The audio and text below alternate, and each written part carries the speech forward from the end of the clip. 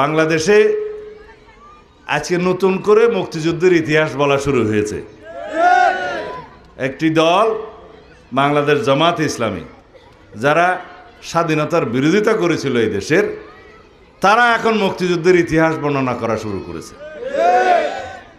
গতকালকে সেই দলের আমির সাহেব বলেছেন এই দেশের স্বাধীনতার ঘোষণা নাকি রাষ্ট্রপতি, শহীদ রাষ্ট্রপতি জিয়াউর রহমান দেয় নাই, তৎকালীন মেজর জিয়া দেয় নাই, কর্নেল অলি সাহেব নাকি দিয়েছে।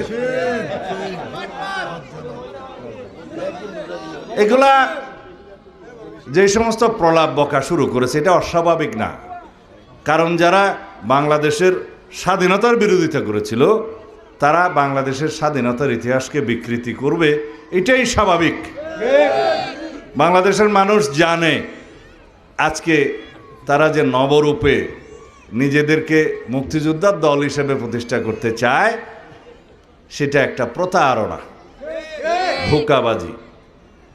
এবং তারা বলছে তাদেরও নাকি একজন মুক্তিযোদ্ধা আছে, একজন মুক্তিযোদ্ধাকে তাদের জোটে যোগদান করিয়েছে এবং অন্য কথায় বলতে গেলে ভাড়া নিয়েছে বলে তারা সাইনবোর্ড দেখাচ্ছে তাদেরও একটা মুক্তিযোদ্ধা দল, মুক্তিযোদ্ধা আছে। এবং সেই মুক্তিযোদ্ধাকে তারা বাংলাদেশের স্বাধীনতার ঘোষকও বানাচ্ছে।